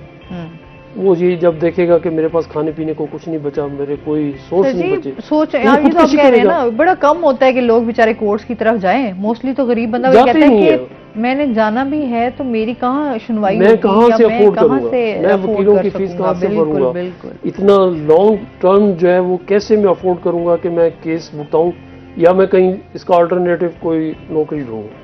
मतलब कि अलगज़ आप ये देखें कि मैं समझता हूँ कि आज तक जब से पाकिस्तान बना है आज तक किसी सूबाई या किसी वफाकी हुकूमत ने लेबर पॉलिसियां तो बना देते हैं, हाँ। कार्रवाई डाल देते हैं कि जी हमने लेबर पॉलिसी बना दी, आज तक देखें बड़े अफसोस से कहना पड़ता है कि ऐसे ऐसे लेबर मिनिस्टर आए हैं जिनका कभी लेबर से ताल्लुक ही नहीं रहा, उनको लेबर की अलग बेस से पता ही नहीं होता। वो लोग बिठा दिए जाते हैं, फिर वो कहते हैं जी कि हमने लेबर पॉलिसी बना दी। लेबर पॉलिसी अगर बनाई है तो उसको इम्प्लीमेंट कौन करेगा भाई?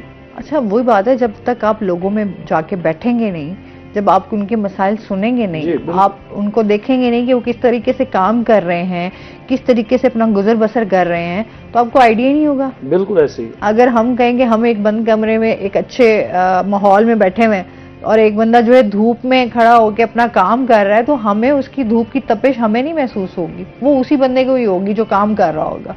हम तो बैठे होंगे ना कि हम एक आरामदेह माहौल में बैठे हैं, हमें नहीं पता कि बाहर का जो बंदा धूप में बैठा हुआ है वो कितनी मेहनत से और कितना उसका एक कहता है ना इमोशनली भी बंदा कि उसके पता नहीं कितने मसाइल होंगे, दिमाग में कितने मसाइल होंगे, किस तरीके से वो काम कर रहा होगा, क्या क्या परेशानियां होंगी, बच्चों की टेंशन होगी, बीवी की टेंशन होगी, कोई सेहत के मसाइल होंगे।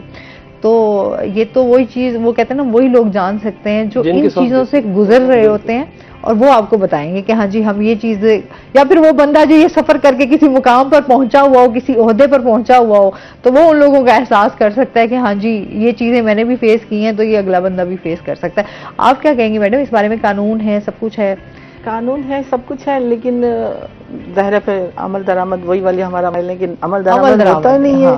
और जब करने जाता है कोई, एक तो हमारे लोग जाते नहीं है कानून अदालत में, अगर कोई चला गया फिर वो साल साल इसी इंतजार में रहते हैं कब उसका केस खत्म हो, कब खत्म, क्योंकि ना इदारे उनकी मदद करते हैं, क्योंकि इदारों में फिर वही लेबर लॉस भी है, सारी कुछ है, किसी चीज की पाकिस्तान में कमी नहीं है, कानून बहुत है, लेकिन वही वाली बात है अमल दरामद नहीं है। गरीब के लिए कानून और अमीर के लिए और, हमेशा से पाकिस्तान की हमने तो ये देखा है कि बेचारा जो गरीब है वो उस जाले में फंस जाता है वो। और जो बड़ा आदमी होता है वो बिल्कुल उसने उधर जाना ही नहीं है ना, वो तो जाला भी मेरे ख्याल में जो है ना वो तोड़ के निकल जाएगा। नहीं वो तो जाले में नहीं जाएगा ना भाई, उसे क्यों जाले में फंस भी गया, नहीं वो निकल जाएगा, वो पहले ही अपने रास्ते बना लेता है, उसको जरूरत नहीं है उसे फंसने की। ये तो हमारा गरीब आदमी फंसेगा, जिसको नहीं पता होगा, जिसको नॉलेज नहीं होगा, वो जाके फंसेगा। मैं तो अक्सर रोड पे जब यकीन करें जा रही होती हूँ, सफर कर रही होती हूँ, तो मैंने ये देखती हूँ कि बहुत सारे ऐसे लोगों को जो है वो रोड पे पकड़ लिया जाता है या उनको रोक लिया जाता है जिन बेचारों का कोई कंसर्न नहीं, वो अपने काम में बेचारे इस तरह से होते हैं कि उनको अपने होता है कि किसी काम से वापस आ रहे हैं या घर जा रहे हैं। तो आपको पता होगा जो पिछले दिनों जब 18 साल से कम बच्चों को पकड़ रहे थे, FIR उनके खिलाफ हो रही थी, यानी अच्छा वो भी यानी हद हो गई, वो इंतहाई गलत बात थी। यानी आप उनको कुछ उनको पहले बताएं तो सही कि ये मसला, बताया नहीं, बगैर उसको पकड़े और FIR दर्ज करें। बच्चे जो पढ़ने वाले बच्चे थे, और हो सकता है कुछ बच्चे अपनी बहनों को छोड़ने जा रहे होते थे, बिल्कुल जी, इसलिए हमने बात की कि बहुत सारे मसाइल थे। खैर उसके बाद फिर उस पर हो गई, तमाम चीजें भी हो गई, हाईकोर्ट ने किया ना, यहाँ तो नहीं किसी ने किया। इसमें मजीद बात करते हैं नाज़रीन, अभी हमने जाना ब्रेक पे, हमारे साथ रहिएगा।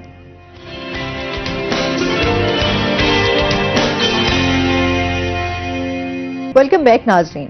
अच्छा जिस तरीके से हम मैडम बात भी करते हैं कि लॉ पे वही बात आ गई कि कानून जो है और हुकूमत जो है वो कब इसके ऊपर फोकस करेगी और उनको रिलीफ दे सकेगी, मामला जो है वो वहीं के वहीं है। क्या हुकूमत इस तरफ तवज्जो दे रही है, कोई उनके लिए कोई इस तरह की पॉलिसीज या कोई इकदाम उठा रही है?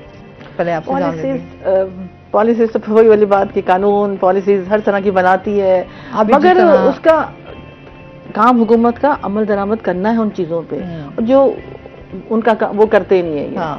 चाहे कोई भी हो, पाकिस्तान के अंदर तमाम पॉलिसीज अच्छी बनती हैं, बहुत अच्छे लोग हैं और हमारे जो लॉज बहुत अच्छे हैं, कोई ऐसा नहीं है जिसमें कोई कमी है, लेकिन वही वाली बात कि अमल होता नहीं है। लोग बेचारे क्या करें, जहाँ किसी के हक के लिए आप आवाज भी उठाते हैं तो वो आवाज ही दबा दी जाती है। नहीं, हम लोग हमारा क्योंकि मेरा ताल्लुक चर्च से है तो हम लोग तो आवाज उठाते रहते हैं। हमारा काम ही यही है कि हम लोगों की मदद करें और लोगों के लिए आवाज उठाएं, उनके हकूक के लिए उनके लिए आवाज उठाएं और उनको और सिर्फ ये नहीं कि आवाज उठाएं, उनको बताएं कि आपके हकूक क्या है, आपने किस तरह अपना काम, आप खुद अपनी मदद आप करनी है। जरूर नहीं कि कोई तीसरा आके आपकी मदद करे, आप अपनी मदद खुद भी कर सकते हैं। अच्छा, मैंने बहुत सारे लोगों से इस हवाले से बात करने की कोशिश की, अच्छा जी आपका तो ये राइट बनता है, आपको ये काम करना चाहिए जी आप। तो सबसे पहले जो उनकी आंखों में एक जो बेबसी, अभी हम ब्रेक में भी यही बात कर रहे थे, एक उनकी बेबसी, और जिनके पास वसाइल नहीं है, जिनके पास कुछ इस तरह का नहीं है कि जी वो जाकर जो है वो किसी से मदद मांगे और आपको कहें कि जी कहते हैं यार क्या होगा, अच्छा चलें ये सब कुछ कर लिया, हमें अपने राइट्स का पता चल गया, हमें एंड बता दें कि हमें उसके मसले का हल मिलेगा, लेकिन या फिर हमें वो इंसाफ मिलेगा, तो वहां फिर बाकी यकीन करें खामोशी ही आ जाती है। नहीं, अच्छा क्या मतलब, देखिए हमारा काम करनी चाहिए, करना है। अगर हम ये इस तरह करेंगे आगे तो कुछ होना नहीं है, ये तो कुछ होगा नहीं, हमारे तो कोई फैसला नहीं होना या हमें हमारी हेल्प नहीं होनी, ऐसे तो दुनिया नहीं चलेगी ना। हमें काम करना है, हमें मदद करनी है, हम एक दूसरे की मदद करें, एक दूसरे को बताएं। अब देखिए हमारे यहाँ एक लॉ आया हुआ है जो खवातीन की विरासत के लिए आया हुआ है, उसमें इतनी उन्होंने आसानियां की हैं कि हमारा जो सूबाई मोहतसिब है उसके पास जाके आप एप्लीकेशन दे सकती हैं, जो हमारी खवातीन को विरासत से महरूम करते हैं, भाई है, बाप है, जो भी है, जो भी उनके है, शौहर भी हो सकता है, तो वो जाके एक एप्लीकेशन दे सकती हैं वहाँ पे हमारे सूबाई मोहतसिब को। वो तकरीबन 30 डेज या 60 डेज में वो अपना काम करते हैं, वो पूछते हैं, बुलाते हैं, तो मतलब चीजें तो हैं मगर लोगों को पता नहीं है। और खवातीन के लिए तो ये बहुत जरूरी है, क्योंकि हमारे, मैं फिर वही बात कर, हमारे जुनूबी पंजाब में कोई किसी को वो जहेज दे देते हैं, लेकिन उसका विरासत में हक उसको नहीं दिया जाता। अक्सर आज भी यही होता है। नहीं है, ये तो कम्प्लीटली आप इसको तो छोड़ नहीं सकते। कहीं ये भी होता है, हम देखते हैं कि भाई आ जाते हैं और बहनों के साथ जो है ना बड़ी मोहब्बत के ना, अच्छा यार ये हिस्सा भाई के नाम कर दो, नहीं तो हम मिलेंगे नहीं आपसे। नहीं, हाँ, अच्छा फिर कुछ धमकी होती है, कुछ बड़े प्यार से क्या करेंगे आप, हम आपको कहीं ना कोई अच्छा कुछ कोई तोहफे देकर या कुछ इस तरह का हिस्सा देकर थोड़ा बहुत, जिसमें बहन खुश हो जाएगी, तो वो आप अपने नहीं या तो वो ये करते हैं, अगर तुमने मुझे नहीं दिया तो हम तुम्हारे से रिश्ता ही तोड़ लेंगे, खत्म कर देंगे, रिश्ता खत्म कर देंगे। वो छोटी मोटी चीजें तो कोई मसला ही नहीं है, हमने तुम्हें जहेज दे दिया ना, अब तुम्हें क्या चाहिए? क्या? अच्छा कुछ जहेज का नाम ले लेते हैं, कुछ ये कहते हैं कि अच्छा अब ये जहेज, या जिस तरह से हम कहते हैं ना कि बेटी की शादी कर दें तो वहां से भी दबाव आ जाता है ना कि जाओ अपने माँ बाप से हिस्सा लेकर आओ। हमारे यहाँ तो ये भी है ना कि शौहर फिर इस चीज के लिए भी इंसिस्ट करता है कि ये फलां चीज नहीं है तो जाओ अपने घर वालों को बोलो कि तुम्हारे विरासत का हिस्सा दें और उसमें वो चीज वो शामिल करें। तो हमारे जब वो एक औरत जो है वो अपने माँ बाप के घर जाती है तो वहाँ फिर वहाँ एक अलग दबाव का शिकार होती है कि बहन भाई उस तरीके से जो है वो कोऑपरेट नहीं करते, तो फिर वो बेचारी औरत कहाँ जाए? यही तो मैंने आपको बताया कि जाए, जाके अगर उसमें इतनी हिम्मत है, इतनी जुर्रत है कि वो जाए, अदालत जाए, या हमारा जो सूबाई मोहतसिब का इदारा बना है खवातीन की, ये पंजाब में है जी, तो वहाँ पे जाए, दरखास्त दे, कोशिश करे तो तभी मिलेगी, अगर नहीं तो फिर आप बैठ जाए, यानी तो फिर आपको नहीं मिलेगा जब तक आप कोशिश नहीं करें किसी भी चीज के लिए। ये जो रिश्ते हमारे हैं ना, खूबसूरत रिश्ते हैं नो डाउट, लेकिन अगर इन रिश्तों का एहतराम रखा जाए और ख्याल रखा जाए, जो कि हमारा इस्लाम जो है हमेशा, देखिए हमारे तो शरअ में भी हक है हमारा, हमें तो इस्लाम ने हक दिया है विरासत में हक है। अच्छा हम कहते हैं यार हमें तो, हम अगर इस्लाम में बात करें, हम कुरान पाक उठाएं, आप तर्जुमा पढ़ें, उसमें आपको बताएं कि खातून के क्या हकूक हैं, आपको विरासत के हवाले से क्या क्या मसाइल हैं, तो वो तमाम चीजें नहीं, वहाँ पे इस्लाम याद नहीं रहता है, बाकी चीजों में याद आता है। जहाँ पे उसने हुक्म दिया है वो उनको याद नहीं याद होता, बिल्कुल ऐसे ही है। वैसे बहुत मजहबी लोग बन जाते हैं, फिर बहुत सारी बड़ी बड़ी मसाइल भी दीनी उठा के आ जाएंगे, लेकिन जब आपके आगे हकूक की बात तो फिर वहां पर जो है वो भूल जाते हैं, वो कहते हैं ये चीज तो है ही नहीं, फिर इनकार कर देते हैं। अच्छा सर, जिस तरह से हम बात कर रहे थे कि यहाँ पर हमारी यूनियंस भी बनी हुई है लेबर के हवाले से, वो किस तरह से काम कर रही हैं उनके राइट्स के हवाले से? देखिए, हाँ हम दीगर मसाइल की तरफ चीज़ों को उजागर करते हैं, अपने मसाइल बयान करते हैं, तो वहाँ पर आज के दौर में मैंने आपको पहले अर्ज़ की ना कि मेहनत कश को इस काबिल नहीं रखा गया कि वो आगे बढ़कर अपने हक के लिए कोई बात करें। नो डाउट हमारे पाकिस्तान में बहुत सारी ट्रेड यूनियंस हैं, बहुत सारी फेडरेशंस हैं, इसमें कोई शक नहीं है कि वो मेहनत कशों के हवाले से बात भी करते हैं, सारी मूवमेंट चलती है। मगर एक बड़ा अजीब मैं आपको मसला बताता हूँ, गवर्नमेंट की तरफ से जो चीज़ें मुश्किलात हमें आती हैं एज ए ट्रेड यूनियनिस्ट, कि आप देखें कोई भी गवर्नमेंट आए ना तो वो अपनी सहूलत के लिए कि उनको चाहिए होता है कि कोई ऐसा यूनियन लीडर हो या कोई ऐसा लेबर लीडर हो कि हम उसे जो बात करें वो उसको मनोअन तस्लीम कर ले। अच्छा, उससे नुकसान ये होता है कि जो हकीकत में चीज़ें होनी चाहिए मेहनत कशों के लिए, उनके हकूक़ के लिए, उनके मसाइल के हल के लिए जो तजावीज़ होनी चाहिए वो पसे पर्दा चली जाती है।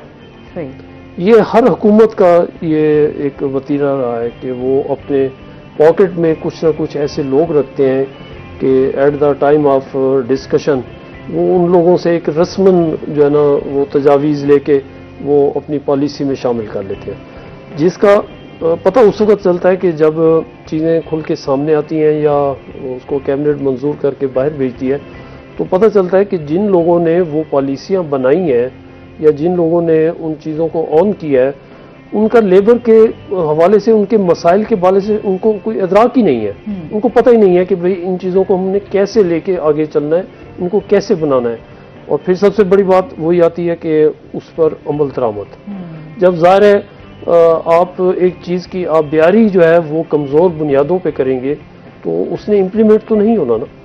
तो यहाँ पर मैं एक शिकवा करूँगा अरबाब इख्तियार से, आपके चैनल के तवस्सुत से, कि अगर जो ट्रेड यूनियन के हकीकी लीडर हैं, जो वाकई मेहनत कशों का दर्द रखते हैं, उनके मसाइल सुनते हैं, उनके मसाइल के हल के लिए भाग दौड़ करते हैं, अगर उनसे सलाह मशवरा किया जाए, उनसे डिस्कस किया जाए, क्योंकि वो जो ग्रास रूट लेवल से जो लोग चीज़ों को देख रहे होते हैं ना, उनसे बेहतर वो बंदा नहीं देख सकता जो एक शीशे के बंद कैबिन में बैठा और वो अपने कागज़ जो है ना वो रस्मन उनको फिल करता जा रहा है और उनको रिपोर्ट्स बना के बेचता जा रहा है, उसको नहीं उसके बारे में पता होगा।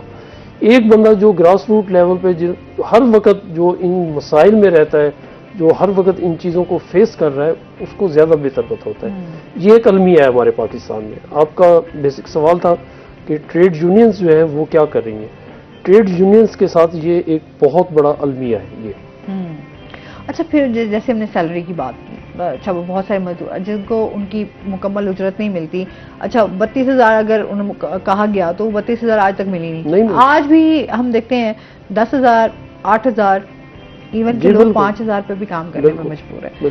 क्यों? क्योंकि वो ये कहते हैं कि हमारा घर का सिस्टम कहीं ना कहीं थोड़ा बहुत चलता रहे। इसमें मजीद बात करते हैं नाज़रीन, अभी हमने जाना ब्रेक पे, हमारे साथ रहिएगा।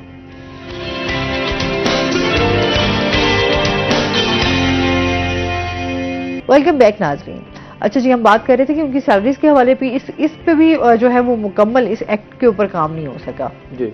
अभी देखते हैं कि नई हुकूमत जो है वो क्या पॉलिसीज बनाती है या वो उनकी आगे उजरत में इजाफा करती है या नहीं करती।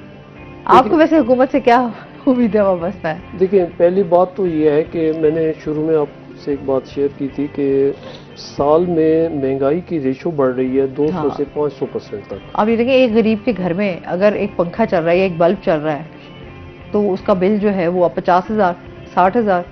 मतलब मैं वो हैरान थी कि एक बंदे के घर में, हमारी अपनी मासी की बेचारी की शादी में हमें एक बल्ब जलता हो गया और एक पंखा रात का, तो उसके घर में जो है वो बिल जो है वो 30,000, 40,000 उसका बिल आया हुआ था। मैं आपको इससे आगे थोड़ा, आप इस चीज़ से हम हट के ना एक कंफर्ट जोन में हम बात करते हैं जी। एक बंदे की 10,000 या 12,000 सैलरी नहीं है, एक बंदे की 40,000 सैलरी है। हाँ। ठीक है। उसके 3-4 बच्चे हैं, उसके पेरेंट्स हैं, घर में 2-3 कमरे हैं, कोई 2 पंखे लगाए हुए हैं या कोई इस्त्री लगाई हुई है, कोई वॉशिंग मशीन है, पानी वाला पंप लगाया हुआ है।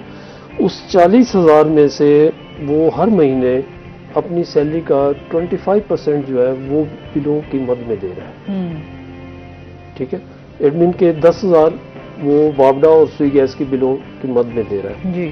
फिर आप देख लें कि उसने मकान का किराया भी देना है, मकान उसका अपना नहीं है, ठीक है।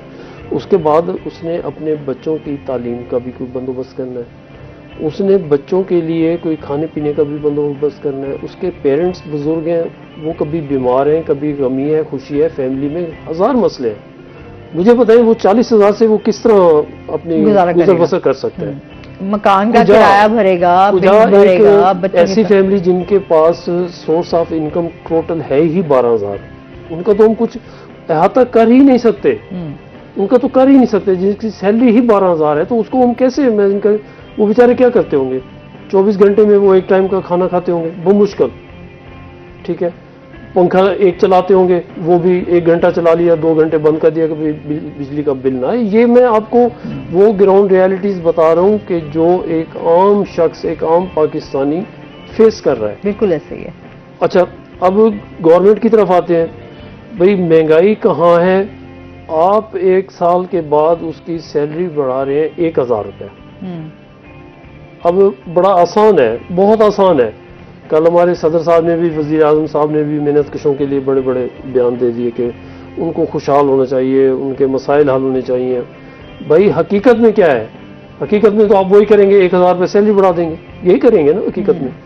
तो आपके वो बयान, आपकी वो पॉलिसीज और जो आपका पार्टी विजन है, कोई भी पार्टी हो, मैं किसी पार्टी को टारगेट नहीं कर रहा, ये इस मामले में मेहनत कशों के हवाले से तमाम पार्टियों का विजन वो एक ही है कि बस जितना हो सकता है इनसे वोट लेके इक़्तिदार हासिल करें और उनके बाद जो है ना सबसे ज्यादा इस्तेहसाल भी उन्हीं लोगों का करें जिन्होंने वोट दिया है। ये अलमिया है सब इस तरफ। और मैं आपको एक बात बता दूं कि जब तक पाकिस्तान का मेहनत कश, पाकिस्तान का मजदूर, पाकिस्तान का किसान खुशहाल नहीं होगा, ये मुल्क दिन ब दिन समझ लें कि गिरावट का शिकार होगा, तजल्ली का शिकार होगा। कभी यहाँ के हालात ठीक नहीं हो सकते। किसी लिहाज से हम ये नहीं कह सकते, कभी भी नहीं कह सकते कि ये मुल्क जो है ये कोई तरक्की पजीर ममालिक की लिस्ट में आएगा।